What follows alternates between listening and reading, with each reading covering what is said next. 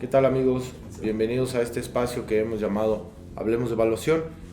Y bueno, el día de hoy hemos escogido el tema Valoración del Impacto Ambiental Fracking, una ponencia hecha por el doctor Netzahualcóyotl Flores y bueno, fue presentada en el 53 Congreso Nacional de Evaluación en la ciudad de Madero, Tamaulipas. Entonces, aquí les aparece la foto, la ficha del maestro Netzahualcóyotl. Él pertenece al Colegio Instituto Mexicano de Evaluación de Michoacán, AC, y también pertenece al INVAF, que es el Instituto Nacional de Evaluación Agropecuaria y Forestal, también al de Michoacán. Y bueno, el tema es la ponencia Valoración del Impacto Ambiental del Fracking. Ahí está la foto del maestro Netzahualcóyotl. Y bueno, él es ingeniero agrónomo por la Facultad de Agrobiología Presidente Juárez de la Universidad Michoacana de Hidalgo. Es maestro en evaluación por la Universidad Católica, la UNIVA de León, y recientemente obtuvo su grado de doctor en geografía por la máxima casa de estudios, que es la Universidad Nacional Autónoma de México. Entonces, también es presidente fundador, les decía, del INVAF Michoacán, que me parece por allá del año 2003. De 1995 a la fecha, ha participado como ponente, panelista, conferencista nacional e internacional en los principales congresos de organismos como FECOBAL, INVAF, la UPAP, entre otros. Y bueno, ha sido ganador en varias ocasiones. Por ejemplo, en el año 2015 obtuvo el segundo lugar allá en Cuernavaca, Morelos. También en el 2013 obtuvo el segundo lugar en Veracruz. En el 2009 obtuvo el tercer lugar, en Cancún.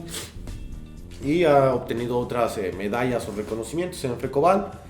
El doctor Netzahualcóyotl, es un referente a nivel nacional en temas de evaluación agropecuaria y forestal. También es profesor titular de materias como evaluación del impacto ambiental, evaluación agropecuaria, evaluación ambiental en universidades como la UNIVA. Pues es un referente, les decía, siempre lo invitan. Él participó con el doctor Óscar Pérez Beina en la evaluación de daños por derrames de petróleo allá por el 2015 en el Golfo de México. Y bueno, vamos entrando en tema. Esta ponencia se fue presentada en el año 2017 y se refería sobre las reformas que se habían hecho en el 2014, ¿no? Las reformas estructurales, en el cual, se cambiaban las reglas del juego, muchas actividades y organismos que estaban en juego. Los primeros en sentir estos efectos eran Pemex, Comisión Federal de Electricidad. Y bueno, entre una grande gama de cambios era la aplicación del método no convencional para explorar hidrofracturos, la denominada fracking o fractura hidráulica. Ha existido una controversia sobre los efectos nocivos y los disolventes químicos usados en este método. Entonces, dos objetivos propone el maestro el doctor Netzahualcóyotl Flores: identificar impactos ambientales que se generan con la extracción del gas y contribuir al debate sobre la situación actual y las perspectivas de explotación de gas shale y su utilización como un energético en México. Entonces ahora ahí te va a aparecer una definición que dice así: ¿qué es el gas shale? El gas natural es una mezcla de hidrocarburos simples que se encuentra en estado gaseoso, en condiciones ambientales normales de presión y temperatura. Se compone principalmente de gas metano en 95%, con cantidades variables de etano, propano, butano y otros gases. Es ampliamente utilizado a nivel mundial en los sectores eléctrico, petrolero, industrial, residencial, servicios y transporte. La producción y exploración de gas se clasifica en yacimientos convencionales y no convencionales. Ahí está la clave. Entonces ahí viste una de las definiciones. Vamos a ver otra de las cosas que nos menciona el maestro Netzahualcóyotl. Dice: el petróleo y el gas no convencionales se encuentran en forma de gotas atrapadas en una formación impermeable de rocas de lutitas o esquisto. Por eso se llama petróleo de lutita o gas de lutita o de esquistos. Esto lo dice el autor Ferrari en el año 2014. No se puede extraer sin el empleo de una tecnología especial distinta a las técnicas clásicas que se utilizaron durante el auge de los hidrocarburos. Según la definición del Instituto Geológico y Minero de España, el IGME, el hidrocarburo no convencional no puede ser producido con rentabilidad a menos que el yacimiento sea estimulado por fractura hidráulica masiva o recurriendo a la perforación de multilaterales desde un pozo principal. Entonces, como vemos, este instituto, nos dice, no hay manera de que sea rentable si no es con fractura. Entonces ya te habla de que ellos tienen un análisis de costo, ya sea por unidad, por tonelada, en la que dice cuánto te vas a gastar, cuánto tienes que producir y cuánto es lo que va a costar, ¿no? Aunque hay un flujo en un periodo de tiempo, pues lo traes a valor presente, ¿no? Pero ellos ya dicen, si no es con fracking, no es rentable, o sea que ya exploraron alternativas y por eso determinaron, ¿no? Dice, el término hidrocarburo no convencional, esta es otra reflexión, no es un término correcto en el sentido que dicen los autores. No estamos hablando de discursos políticos, como saben, pues hay una diferencia entre discurso político o académico. Esto es académico. ¿Qué dicen los autores? Es un error decirle el petróleo no convencional, etcétera, porque genéticamente es igual, sino lo que no es convencional es el yacimiento geográfico, ¿sí? ¿Sí me entienden? Las características geológicas del yacimiento es lo que es no convencional, por eso se tiene que usar la fractura hidráulica, por eso se tiene que inyectar a una presión de millones de litros de agua con arena.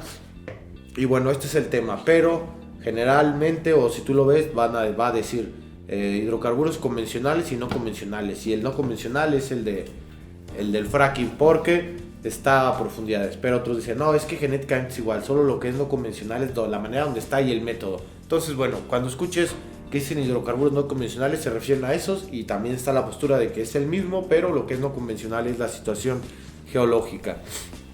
Ahora vas a ver una imagen que dice aquí principales provincias petroleras del país. Entonces en el mapa de la República, ahí lo estás viendo, ahí está señalado, como puedes ver de repente cuando has escuchado, no, es que están haciendo fracking en la Sierra de Puebla, pues si te fijas, bueno, ahí está iluminado, ¿no? O no, que en el norte, en Tamaulipas o Nuevo León, yo qué sé, bueno, si te fijas, pues ahí están las provincias petroleras.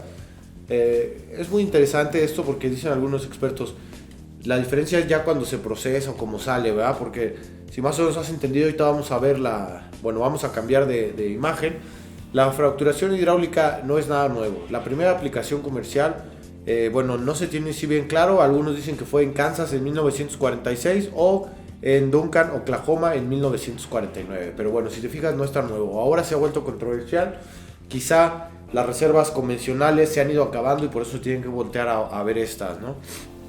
En un proceso se ha utilizado más de 1 millón de pozos productores. A medida que la tecnología sigue desarrollándose y mejorando, los operadores se fracturan hasta 35,000 pozos de todo tipo, vertical y horizontal, cada año. Para muchos países como México es una palabra nueva. En el mundo de los hidrocarburos se repite todo el tiempo, ¿no? El fracking o la fractura hidráulica. Aunque se nos pueda hacer extraño este término, es una técnica que se usa cada vez más a nivel mundial para aprovechar los yacimientos de gas, decíamos los llamados no convencionales, de más difícil extracción, etcétera. Pero bueno, han entrado en la escena social y mediática.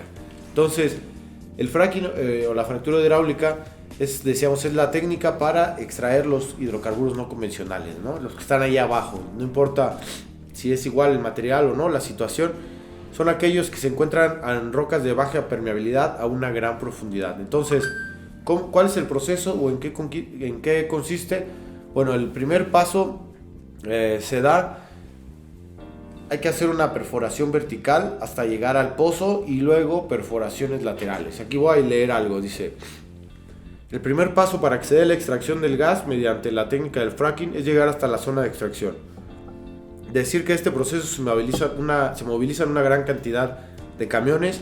Bien antes de comenzar con la extracción, hay que hacer caminos necesarios, transportar material o durante la misma. Según el Instituto Tyndall, hace falta unos 4,000 a 6,000 camiones para una sola plataforma de 6 pozos. No sabes si se refiere a camiones de 7 o 14 metros, pero bueno, date una idea del movimiento. Seguramente serán de 14. O casi es un hecho que sean de 14. Una vez construida la plataforma, ocupa una zona de entre 1 o 2 hectáreas. Se empieza agujerando de forma vertical y estos a ciertos kilómetros hasta que encuentran la zona de la roca, ¿sí? Entonces aquí vas a ver la imagen. Decíamos, ahí está primero el pozo, todo lo que hay que hacer. Si te fijas ahí en esa imagen que estás viendo aparece el elemento agua. Y luego el pozo viene bajando vertical hasta que llega a la zona de lutita y ahí empieza horizontal. Según lo que he visto es que puede hacerse con más como perforaciones horizontales o con explosiones, es decir que hay un par de posibilidades por lo menos para hacer ya después las exploraciones horizontales. Se retira el proceso y sale la argamasa, pero ese es parte del tema porque muchos de los litros, no sé, tal vez el 40% es lo que se recupera y el 60% no, o tal vez el 70% o el 30%, pues depende. Si tú has estado en obra, pues no se puede producir o modelar eso tan exacto. si está muy permeable lo que hay ahí, pues se va a ir. Pero el chiste es que estos residuos pueden terminar causando efectos negativos, como lo vamos a ver. Por ejemplo, en Estocolmo, el Instituto de Sismología prohibió, así de la noche a la mañana, me parece, por dos temas: sismos, pero también porque en ciertos WCs, en los tanques de depósito de las casas de las personas, encontraron arsénico en proporciones que podían ser bastante dañinas para el ser humano. Entonces, este es el proceso. Ahí está la imagen, la estás viendo. Y para esta frase de fractura hidráulica, cada pozo puede consumir más de 30 millones de litros de agua. Y con este dato podemos calcular la cantidad de químicos que se utilizan: 600,000 litros. Además, tenemos que tener en cuenta que la necesidad de agua y de químicos es continua mientras se dé la fractura, y lógicamente el efecto de esto que supone para biodiversidad, el costo humano y la parte industrial, pues es elevadísimo. Y bueno, amigos, entonces platicando sobre el fracking, decíamos, una vez que se cede la presión, toda esa argamasa regresa a la superficie, pero además del gas, también tiene otras sustancias presentes en la roca. Regresan metales pesados, partículas radiactivas, muy tóxicas para el medio ambiente y el ser humano. Por último, en la superficie, el fluido extraído se procesa y se separa el gas de las demás sustancias. Según estimaciones, se retorna a la superficie una parte muy pequeña y variable, entre el 8 y el 35, mientras que todo lo demás se queda bajo tierra. Entonces, fíjate, yo te decía hace rato 40-60, aquí dice en el máximo 35. Entonces, si tú eres estudiante de evaluación, con esto que se acaban de escribir en el pozo, figúrate así en tu mente que hace rato cuando decíamos estudiaron varios para ser rentable, es eso, ¿verdad? Que dices, bueno, ¿cuánto se inyecta? ¿Cuánta argamasa regresa en materia, en volumen? Luego ya que la separo, ¿cuántos litros, toneladas me quedan? Etcétera. Pero ¿qué es aquí lo importante? Si tú fueras el único competidor en el mercado, pues con tus costos divides entre las unidades, sacas tu costo más tu utilidad, tu precio y ya. Pero aquí en este caso no es así, o no es tan fácil, porque hay un precio en el mercado con el que vas a competir, hay una referencia. Entonces, ¿qué pasa si tus costos te dan muy elevados? A menos que tuvieras un mercado especializado que está creado para ti y que está esperando el precio porque nadie más vende lo que tú vendes, que no es el caso, vas a competir contra otros precios. Entonces, tú puedes hacer todo tu proceso de exploración, el fracking, regresar, separar, envasar, hasta que ya tengas el gas listo para venta, por barril, por tonelada, como lo quieras.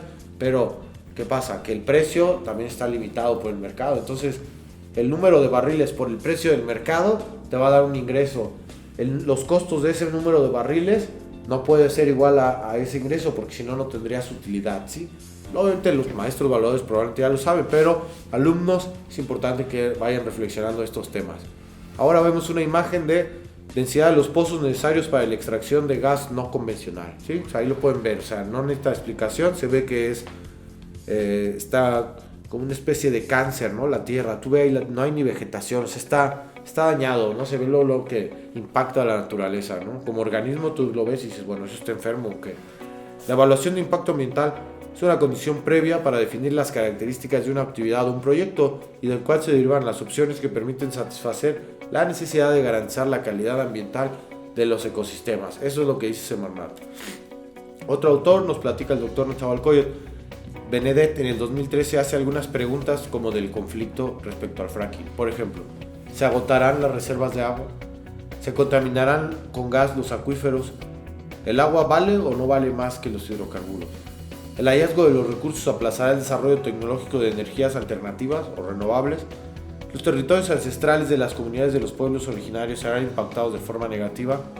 ¿Cuánto impacto ambiental y social se puede admitir para lograr el abastecimiento energético? Entonces, si te fijas, estas preguntas son filosóficas, ¿no? Cualquier país probablemente contestaría, no, pues sí, todo se va a contaminar, se va a dañar, etcétera, ¿no? Pero aquí viene otra pregunta. ¿Qué país que tenga hidrocarburos en el mundo no los vende o explota comercialmente? No, pues ninguno, todos, ¿no?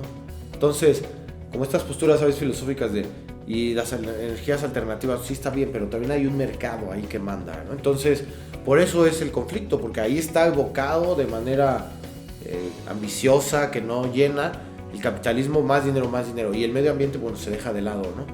La Semarnat, en su guía de criterios para la exploración y extracción de hidrocarburos contenidos en lutitas, ¿no? Y nos dice que los impactos más relevantes son competencia por el agua, contaminación de los acuíferos, contribución al calentamiento global, contaminación del suelo, contaminación atmosférica, afectación a la infraestructura carretera y habitacional, así como pérdida de biodiversidad.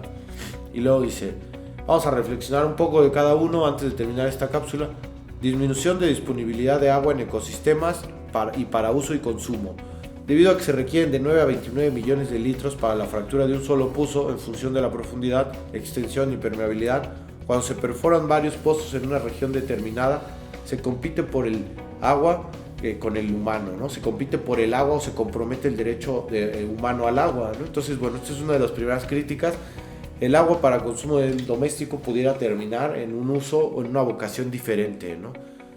Que podría ser en todo caso producción agrícola, sostenimiento de ecosistema. Segunda, contaminación. Cuando llega a presentarse un fallo en la estructura del pozo inyector, cementación y revestimiento, y este se encuentra en la proximidad de los acuíferos, pueden contaminarse con las sustancias químicas adicionadas al agua de fracturamiento o por el hidrocarburo. Existen más de 750 tipos diferentes de químicos en el fluido de perforación, entre los cuales algunos se consideran cancerígenos, ¿no? Entonces, bueno, ahí vemos otro efecto. Contaminación del suelo. Los insumos tóxicos utilizados en el proceso de fracturamiento y los lodos que brotan deben ser tratados en apego a consideraciones de seguridad, ya que de no hacerlo puede producirse derrames. Estos pueden afectar severamente al suelo, inhibiendo su vocación productiva. Entonces se pueden volver estériles, ¿no? Como en los accidentes industriales. A lo mejor se pueden tratar de recuperar, otras veces no. Contaminación por radioactividad de aguas de retorno en procesos de extracción de hidrocarburos a partir de fractura hidráulica. La mezcla utilizada en pozos de fractura hidráulica es reutilizada en el mismo pozo en múltiples ocasiones. En el subsuelo entra en contacto con el agua milenaria que se encuentra en la roca, así como con otras sustancias de este estrato geológico altamente corrosivas o radiactivas, las cuales se mezclan y empiezan a cambiar la conformación de la mezcla inyectada, pudiendo llegar a concentraciones elevadas. La siguiente es contaminación del aire y contribución al cambio climático.